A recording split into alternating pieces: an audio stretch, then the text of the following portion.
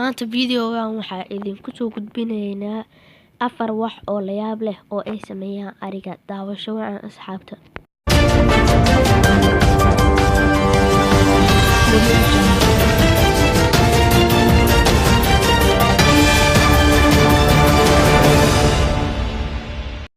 haddaba ari haddaad dhaqanaysid dhagaa inaad qabsatid waay, maadaama wuxuu yahay xoolaha ugu qayl dheer adduunka ayaa is oran kartaa, maadaama sida bil'aanka camal ayay u qaylin karaan.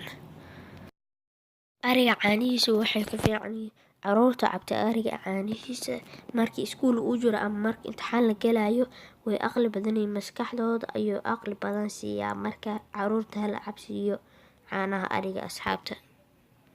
haddii aad gasho ari xero uu ku jiro adoo u eg nin injineer oo guri soo dhiso oo soo ranjiyey ayaa kasoo baxay, maadaama cagooda ay saaraan meel walba oo dharkaad ka mid a. markaa la iska ilaaliyo ariga lugihiisa.